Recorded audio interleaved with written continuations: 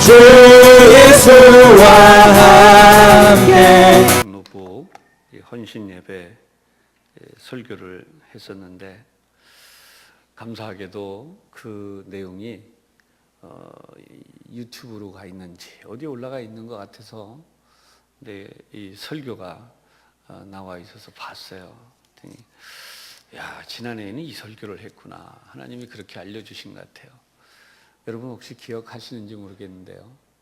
경로부 회원들 가운데 아니면 우리 교우들 가운데 지난 해에는 높고 낮음이라는 제목으로 가장 높으신 하나님, 그 낮은 인간의 삶, 이걸 바꾸려는 인본주의에 대해서 설교를 했었습니다. 오늘은 처음과 나중이라는 제목입니다. 부제를 하나 붙이고 싶었는데요. 그것은 교회를 견고하게 하는 이들이라고 하는 부제를 달고 싶었습니다. 이 경로라는 표현이 들어가듯이 존중받고 높임을 받아야 하는 그런 이들이 바로 이 연세 드신 교회를 세워오신 분들이시죠. 수고하고 애쓴 만큼 좀 이렇게 다가오는 세대들에 의해서도 인정을 받고 높임을 받으면 얼마나 귀한 일이겠습니까? 그러나 혹 그렇지 못하다고 하더라도 저는 이 말씀을 드리고 싶어요. 하나님의 나라에 준비된 상급이 있다. 그런 의미로 우리 경로회 회원들께서 또 우리 서로 옆에 있는 분들에게 권면의 인사를 한번 또 위로의 인사를 한번 하시겠습니다. 다 받지 못해도 천국에서 받읍시다. 시작. 네. 이걸 또 이제 짓궂게 인사하시는 분이 이제 여기서 다 받으면 천국 가서는 없습니다. 좀 그렇게 인사하는 분도 계실 수 있지만 우리 순수한 마음으로 좀 이렇게 오늘 본문을 택하면서 이런 생각을 했어요. 사람은 처음보다 나중이 좋아야 되지 않겠나. 그래서 말씀의 제목도 처음과 나중인데 오늘 성경을 보면 이 바울의 처음 모습 나와요. 물론 이때가 한창 열정이 있을 때지만 뒤에 가면 달라지는 모습이 나오게 되죠. 우선 바울의 모습을 우리가 이 본문을 통해서 한번 보도록 하겠습니다. 성경 오늘 본문이에요. 인간의 싸움이 진행이 됩니다. 36절에서부터 이제 설명을 들어가겠습니다. 며칠 후에 바울이 바나바더러 말하되 우리가 주의 말씀을 전한 각 성으로 다시 가서 형제들이 어떠한가 방문하자 하고 이렇게 바나바는 마가라 하는 요한도 데리고 가고자 하나 바울이 밤빌리아에서 자기들을 떠나 함께 일하러 가지 아니한 자를 데리고 가는 것이 옳지 않다 하여 서로 심히 다투어 피차 갈라서니 이렇게 돼 있어요. 여러분 교회 일을 하면서도 싸움이 있을 수 있습니다. 어떻게 보면 여기 지금 나와 있는 바울과 바나바는 서로를 생각하면 절대로 다투거나 싸울 입장이 아니에요. 왜냐하면 믿음의 선배로서 바나바는 오갈 데 없이 어렵고 힘들던 정말 주님을 만난 이후에 어떻게 이 예수님을 믿는 공동체에 접근할 방법을 찾지 못할 때에 예루살렘에 데리고 가서 길을 열어주었다고 볼 수 있는 바로 그런 믿음의 선배예요. 그런데 이 바나바가 이야기하고 있는 부분을 과감하게 자신의 뜻으로 막아섭니다. 39절에 나와 있던 것처럼 서로 심히 다투어 피차 갈라섰다라고 나오고 있습니다. 여러분, 이 원래 선교 여행 또는 전도 여행은 찾아가는 거예요. 그래서 찾아가서 지금 이 말씀에 대하여서 이런저런 일들을 권면했던 것을 다시 한번 점검해 보자라고 합니다. 조금 전에 우리 기도하신 권사님도 우리 교회 학교 부서들이 크게 부흥하기를 또 이렇게 열심히 믿음으로 일어나기를 기도하셨습니다. 중요합니다. 이 기도는 멈춰질 수 없는 기도입니다. 할렐루야. 예, 세대가 줄고 또 출산 인구가 현저하게 떨어져서 기록 이하로 내려가고 있고, 그래서 우리가 인간적으로 보면 가망이 없어요. 근데 저는 그렇게 생각하지 않아요. 이번에도 제가 이렇게 보면서 우리가 교육하지 않아도 하나님이 교육하신다. 사람이 미처 돌보지 못해도 하나님이 돌보신다. 할렐루야. 여러분, 이 사실을 꼭 믿으시기를 바랍니다. 사람이 언제 약해지냐 하면요, 자꾸 내 눈에 들어오는 것만 계산해요. 내 생각이 되는 것만 계산하는 거예요. 그래서 사람의 가능성을 자꾸 찾는 거죠. 그러나 오늘도 성경을 보면 여러분, 이 최초의 교회라고 할 수 있는 이방인 교회, 예루살렘 교회를 넘어섰는데, 예루살렘 교회가 원래 핍박을 당해서 무너지기 때문에 결국 다 도망갔어요. 그래서 세워진 교회가 안디옥 교회고, 이 안디옥 교회를 통해서 바울과 바나바가 선교사로 파송이 되어지죠. 이렇게 무너져 버린 이 상황을 생각하면 가슴이 아프고 희망이 없어 보이지만 하나님은 절대 희망이세요. 그래서 하나님이 하시는 계획에는 실패가 없어요. 인간이 보기에는 실패하지만 하나님은 반드시 승리하고 성공하신다. 할렐루야. 여러분, 이 말씀을 꼭 믿으시기를 바랍니다. 하나님은 사람을 데려다가 교육하시고 하나님은 사람을 데려다가 세워서 쓰세요. 성경을 보면 이 바울과 같은 인물은 우리로 말하면 절대로 이 사람은 하나님의 복음을 전할 사람이 아니에요. 그런데 하나님은 이런 사람을 데려다가 최고의 인재로 사용을 하셨다는 것입니다. 그것도 교회를 박해하고 핍박했던 사람이 그 누구보다 교회를 세우기 위해 헌신했다는 거죠. 하나님은 이런 의미에서 오늘도 우리에게 하나님의 뜻을 말씀해 주시는 것이죠. 우리 눈에는 보이지 아니하지만 우리가 우리의 후대들을 축복하고 믿음으로 서기를 기도하고 그들이 하나님의 뜻대로 살아가기를 소원하고 그들을 위하여서 기도해 준다면, 그리고 그렇게 하나님이 주시는 복을 위하여서 우리들의 삶을 끝까지 믿음으로 살아간다면 그런 일들이 성취되고 이루어지는 줄로 반드시 믿으시기를 바랍니다. 안디옥 교회가 이제 커졌어요. 그래서 이제는 이 안디옥 교회를 통해서 하나님이 일을 하세요. 이런 교회가 일어나고 이런 교회가 일하리라고 예루살렘 교회에서 누가 상상을 했겠습니까? 그러나 하나님은 안디옥 교회를 세워서 이렇게 일을 하는데 2차 전도 여행은 새로운 시작입니다. 다시 말하면 찾아가는 목회였어요. 지금도 전 세계 곳곳에 이 찾아가는 목회가 이루어지고 있습니다. 우리는 모르고 있지만 하나님은 한국에서 많은 선교사들을 불러내셨어요. 그리고 불러내신 이 선교사들을 통하여서도 지금도 일하고 계시다는 거죠. 하나님의 인도하심이 여기 어떻게 나타나는지 보십시다. 37절입니다. 바나바는 마가라는 요한도 데리고 가고자 했다는 거예요. 바나바의 조카가 바로 이 마가 요한이에요. 인간적으로 보면 이럴 수 있습니다. 뭐 너의 가족이니까 데리고 가려고 그러냐? 근데 앞에서 보니까 싹수가 노랗다. 안 된다. 이제는 그런 사람으로 데리고 가서는 안 되기 때문에 새로운 사람을 데리고 가야 된다. 이렇게 생각을 하는 거예요. 바나바와 이 바울의 차이는 뒤에 가서 극명하게 나오는데, 바울은 이 바나바의 제안을 완전히 막았었어요. 성경을 보면 옳지 않다라는 말을 38절 후반에 사용해요. 함께 가지 않았기 때문에. 그래서 결국 39절을 보면 심히 다투었다 그래요. 성경에 나타난 이 단어의 의미는요, 정말 우리가 알고 있는 이런 인간적 싸움이 아니라 정말 내적인 갈등이 굉장히 커져 있었다는 거죠.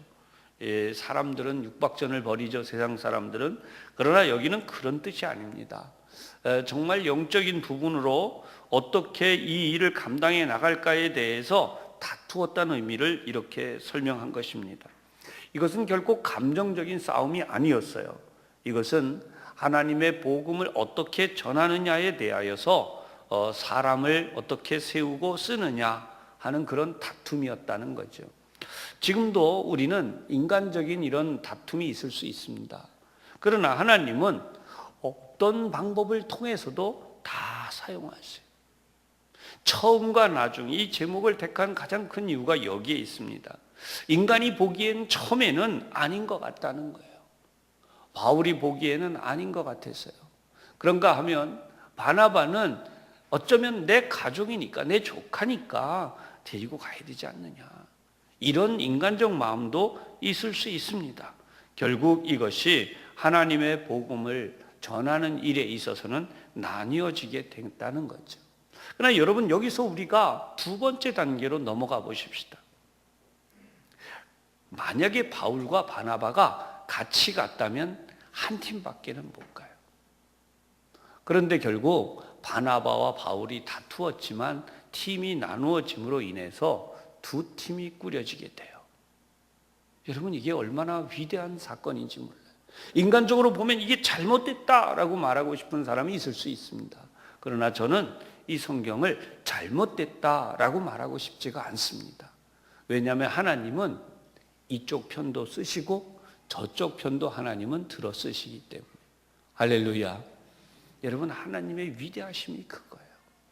종종 우리가 사람과 사람이 만나고 일을 같이 하다 보면 뜻이 맞지 않을 수 있어요. 그래 갈라졌어요.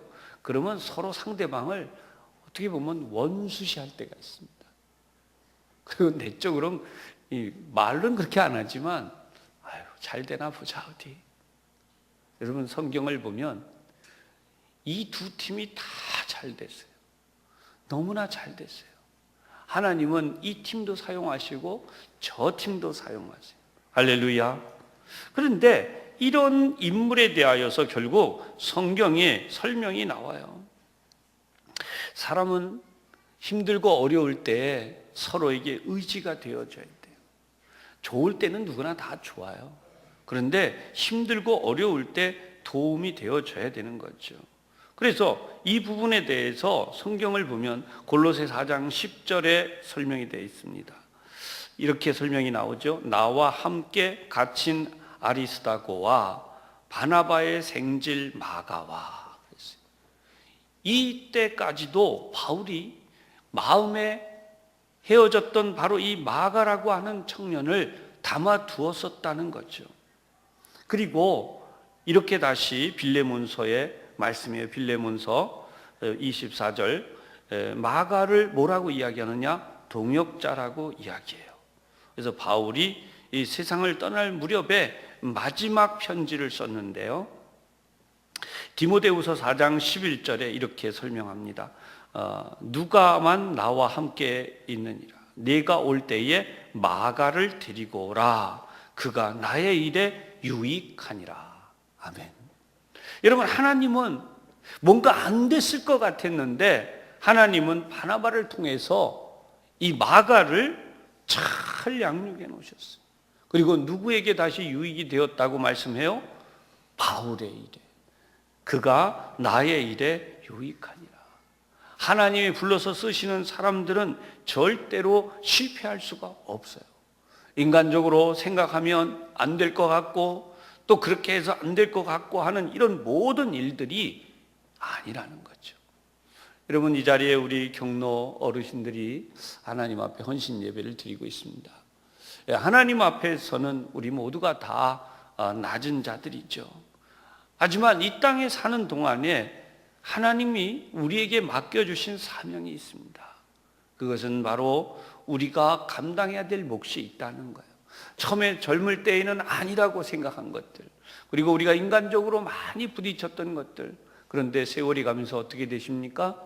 이제는 여러분 가슴에 그저 기쁘고 좋은 일만 품는 게 아니라 아팠던 일, 힘든 일도 다 마음에 품을 수 있죠. 지나온 세월을 보면 그전에 싸웠고 다투었고 혹 서로 의견이 맞지 않았던, 그러나 이제는 그것도 다 용납이 되고 다 품어지는 그런 연세가 되지 않으셨습니까? 할렐루야. 네. 그러니까 하나님 안에서는 안 되는 게 없는 거예요. 세월이 가면 우리가 알게 되는 게 있습니다. 아, 나는 이렇게 생각했지만 하나님은 그도 사용하시는구나. 성경을 보면 위대한 하나님의 역사는 어떻게 보이느냐 하면 바로 이 에서와 야곱의 이야기에도 나옵니다. 우리가 볼 때 에서는 망할 것 같죠. 그러나 에서도 하나님은 큰 민족을 이루게 하시고 하나님이 에서의 민족도 크게 사용하셔서 복을 주셨어요. 그런 의미를 보면 우리는 내 편 아니면 안 된다라고 하는 이런 인간적 생각 자체도 내려놔야 된다는 거죠. 성경은 딱 한 가지 목적이 있어요. 그게 뭐냐 하면 하나님의 복음 전파, 그리고 하나님의 교회를 세우는 일, 그리고 하나님의 거룩한 일꾼들을 쓰는 일입니다. 이런 모든 문제들을 보면 바울이 가려고 하는 이 길 속에서 하나님은 또 다른 팀을 만든 이 결과로 인해서 결국은 다시 하나님의 역사로 만나게 하셨다는 것입니다. 우리 한번 따라 하십시다. 오늘 뿌린 씨앗은 내일은 거두게 됩니다. 할렐루야. 우리가 뿌린 것이 없으면요, 거둘 것이 없어요. 따라서 반드시 뿌려야 돼요. 우리는 하나님의 복음의 씨앗을 뿌려야 돼요. 여러분, 세상에 돈을 벌고 돈을 뿌리는 게 아니라 하나님의 복음의 씨앗을 뿌리는 거예요. 옛날에는 교회 학교에 학생들이 몰려왔어요. 그렇죠? 그냥 가만히 있어도 아이들이 몰려왔어요. 그런데 이제는 또다시 우리가 어떻게 해야 돼요? 찾아가야 돼요. 오늘 성경에도 보니까 찾아가서 목회를 했어요. 이제는 학생들을 찾아가는 시대가 됐습니다. 그래서 하나님이 보내시는 곳으로 찾아가는 거예요. 금년에 총회가 정한 주제가 바로 마을 목회죠. 이 마을 목회의 핵심은 찾아가는 것입니다. 학생들을 찾아가고 어려운 가정을 찾아가고 또 필요로 하는 교회를 필요로 하는 곳을 찾아가고 찾아가서 하나님의 뜻을 나타내고 알려주는 거죠. 오늘 본문 41절로 내려가면 이렇게 결론이 나오고 있어요. 수리아와 길리기아로 다니며 교회들을 견고하게 하니라. 아멘. 바나바가 백길로 이렇게 갔다고 하면 바울은 육로로 길리아로 갔다는 거예요. 길리기아는 바울의 고향인 다소가 있는 곳입니다. 바나바도 바울도 두 팀이 모두 고향을 먼저 찾아갔어요. 왜 그랬을까요? 내가 알 수 있는 사람들, 내가 세울 수 있는 사람들을 먼저 찾아가서 그들을 권면하고 믿음으로 세웠지 않는가? 성경학자들은 그렇게 보고 있습니다. 성경에서 가장 중요한 사실이 있습니다. 그것은 뭐냐 하면 하나님이 하신다는 거예요. 우리가 인간적으로 자꾸 생각하면 문제가 일어나지만 하나님의 편에서 하나님이 하신다고 생각하면 거기엔 반드시 역사가 일어나고 그 역사를 통해서 하나님이 쓰시고자 하는 일들이 나타나게 돼 있어요. 연세가 드실수록 우리 마음이 한 가지 한 가지 짐이 생깁니다. 그건 뭐냐 하면 이제 나는 능력이 사라지고 있다. 옛날같이 뛰어다니고 옛날같이 뜨겁게 일하고 옛날같이 뭔가 해내던 대신 이제는 물건 하나 옮기는 일도 쉬운 일이 아니다라고 생각하게 되는 거죠. 그러나 여러분, 하나님은 그러한 우리의 연약함 속에서 하나님이 쓰시고자 하시는 능력을 나타내세요. 대표적인 모세를 생각해 보십시다. 그가 그의 혈기를 가진 힘으로 할 수 있었던 시절에는 하나님이 그를 쓰지 않으셨어요. 그러나 그의 나이가 80이 되어서 이제 아무것도 할 수 없다고 할 때에 하나님은 인류 역사상 가장 위대한 영도자요 지도자로 사용하셨어요. 애굽에서 400년이 넘는 기간 동안 종살이를 하던 이들을 그저 간단하게 지팡이 하나를 들고 하나님의 능력을 행하게 하심으로 이스라엘 민족을 이끌어내게 하셨습니다. 여러분, 이것이 중요합니다. 군대를 양성한 것이 아니에요. 엄청난 전략, 또는 특공대를 훈련시켜서 세우는 것입니다. 오직 한 가지, 하나님께서 하시고자 하시는 일에 순종했을 뿐이라는 거죠. 연세가 높아갈수록 젊을 때보다 다른 것이 하나 있습니다. 처음과 나중, 제목처럼 처음에는 내 뜻을 많이 이야기, 처음에는 내 고집을 많이 세워. 그러나 이제 나이가 들어가실수록 나중에는 내 뜻이 아니라 하나님의 뜻을 더 많이 구하고 하나님의 뜻을 더 많이 바라보는 것이죠. 결과적으로 하나님을 더 많이 의지하고 하나님을 바라볼수록 내게 없는 것들이 하나님께로부터 주어지기 시작합니다. 위대한 힘은 하나님께로부터 오는 줄로 믿으시기를 바랍니다. 어느 교수님의 논문 가운데 이런 게 있어요. 하나님이 주시는 땅의 개념이에요. 성경에서 말하고 있는 땅의 개념이 뭐냐라고 할 때 그것은 아브라함에게 하나님이 주시는 비전이었다는 거예요. 창세기 12장 1절에 보면 이렇게 나오죠. 내가 네게 보여줄 땅으로 가라. 이때 아브라함의 나이가 75세예요. 우리로 말하면 경로부입니다. 여러분, 지금도 우리 나이에 이렇게 생각하지 마시고 하나님이 무엇을 보여주시는지 보실 수 있기를 주님의 이름으로 축복합니다. 하나님이 보여주시면 거기에서 우리 인생이 시작되는 거예요. 하나님을 만나지 못하고 하나님이 보여주시지 않고 있다면 우리 모두 다시 한번 기도할 수 있기를 원합니다. 하나님, 저에게 보여주세요. 제가 나갈 길을 보여주세요. 제가 무엇을 위해 기도하고 제가 무엇을 위해 일해야 되는지 하나님 보여주세요.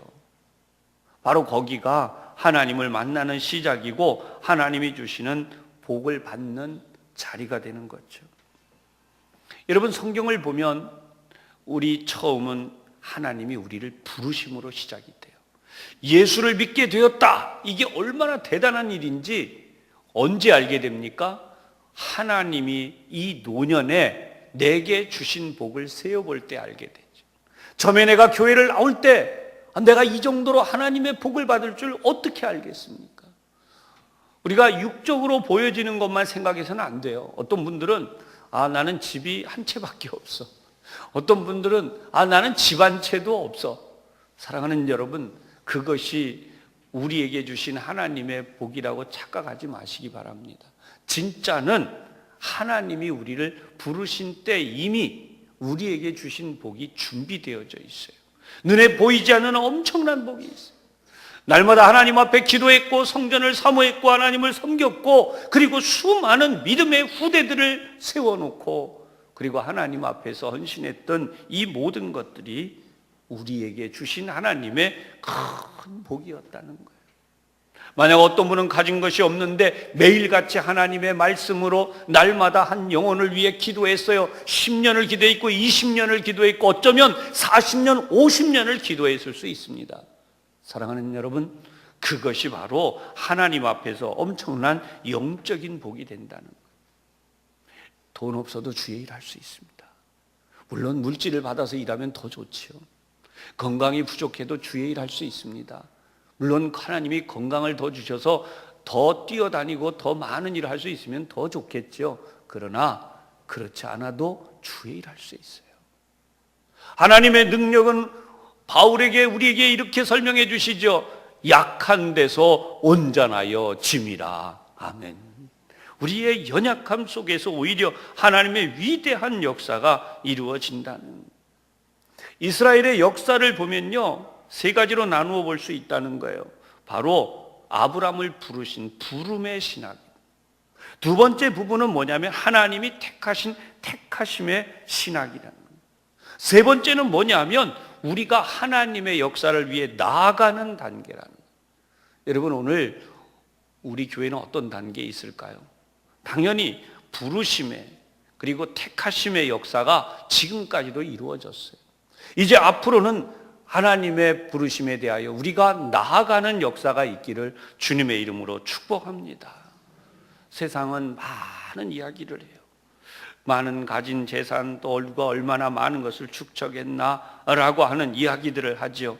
하지만 이스라엘에 대하여서 성경에 이 교수님의 논문에는 딱 세 가지가 나와요. 그게 뭐냐 하면 아다마라고 하는 단어를 사용했어요. 이것은 붉다라는 뜻이에요. 산지에서 흘러내려온 모든 땅, 이 지중해 연안에 있는 붉은 땅, 그래서 인간의 삶과 거주에 적합한 좋은 땅을 이야기하지만 결국은 이것과 반대되는 땅이 있어요. 나중에 시간이 되면 제가 이제 찍어온 사진들을 통해서 하나씩 보여드릴 텐데요. 야, 이거 어떻게 이런 데서 살지? 오늘 하나 살짝 공개하고 가면요. 우리는 푸른 초장을 이야기해요. 야, 제가 사진을 찍어오면서 이게 푸른 초장이구나. 여러분, 우리가 알고 있는 성경에 쓰여 있는 푸른 초장은 우리나라에 있는 이 초원하고 전혀 다른 거예요. 푸른 초장이 어떤 땅인가 상상할 수 없는 그런 모습의 땅을 성경은 푸른 초장이라고. 아무것도 없는 것 같아 보여요. 근데 양들이 거기서 먹이를 먹습니다. 그런데 안내하던 가이드가 딱 이 말을 해요. 저게 푸른 초장입니다. 여러분, 푸른 초장이 절대 아니에요. 그런 땅에서 어떻게 살까? 여러분, 하나님의 은혜는 바로 거기에 있다는 거예요. 우리가 살아온 인생을 돌이켜보면 우리의 발걸음 보면 어떻게 내가 그 고비를 넘어왔지? 어떻게 그 땅을 우리가 그렇게 살았지? 그런데 여러분, 알고 보면 살아났어요. 그 고비를 넘어왔어요. 문제들이 해결됐어요. 하나님이 주시는 복을 받았다는 사실을 알게 돼요. 앞으로도 그런 일들이 우리 앞에서 더 많이 이루어질 줄로 믿으시기를 바랍니다. 그 다음이 나할라라고 하는 땅의 개념이 나와요. 이건 나할라는 뭐냐면 하나님이 나누어 주셨다는 거예요. 성경을 보면 각 지파에게 땅을 나누어 주신 내용이 나옵니다. 이게 나할라라고 하는 거예요. 그러나 이것은 내 것이 아니에요. 나는 위임을 받아서 내가 관리하지만 이 땅은 누구의 것이에요? 하나님의 것이에요. 예수 믿는 사람들은 어디까지나 내 모든 것들이 다 하나님의 것이지 내 것이 없어요. 결국은 하나님이 나에게 맡겨주신 것이죠. 그런 의미에서 이러한 땅의 기업을 우리가 명백하게 이해를 해야 돼요. 그 다음 에레츠라고 하는 것이 있습니다. 이것은 무엇을 얘기하는가? 하나님이 이 땅에 신앙적인 개념으로 우리에게 주시는 땅이에요. 그것이 이스라엘 민족에게는 가나안 땅이었고요. 가나안 땅은 이번에도 가서 보았지만 광야가 너무나 많아요. 거기서 이 사람이 살 수가 없는 곳이라는 거예요. 그러나 하나님을 바라보면 하나님께서 역사하시기에 그 땅이 복지, 가나안 복지라고 하는 정말 아름다운 땅이 돼요. 할렐루야. 하나님이 우리에게 주셨다라고 생각하면요, 그런 의미에서 우리 경로부 어르신들께 부탁이 있습니다. 목사의 마음을 할 수만 있으면 교회를 좀 이렇게 쫙 밀고 내려가서 저 평지에다 놓고 싶어요. 어르신들 올라오는데 너무 힘들어하고 그래서 정말 그런 마음이 굴뚝 같아요. 하지만 그게 안 돼요. 이번에 성지순례를 가면서 제 생각이 완전히 바뀌었어요. 사실 저는 이 성지순례 물론 좋죠. 그 반대하는 건 아니에요. 절대로 아니에요. 그런 건 아닌데 사실 그럴 수 있는 기회가 있다면 나는 그런 비용으로 오히려 더 책을 사서 보고 더 목회하는 데 힘쓰겠다 그랬는데 제가 이번에 가서 본 다음에 다 보니까 생각을 하나님이 정리시켜 주시더라고요. 우리 교회 성도님들, 연로하신 분들은 물론 더 나이가 들기 전에 정말 예수님이 거닐었던 이 땅을 같이 와볼 필요가 있다. 당장 부담 드리는 거 아닙니다. 오해하지는 마세요. 원하시는 분들은 정말 다른 데 가지 말고 이스라엘 땅에 가서 3일 동안 아니면 4일 동안 정말 거기에서 같이 좀 지내볼 필요가 있겠다. 있어 보니까 알게 되는 거예요. 거기 땅에 같이 있어 보니까 예수님이 왜 그렇게 하셨는가? 예수님은 왜 우리에게 그렇게 하라고 하셨는가?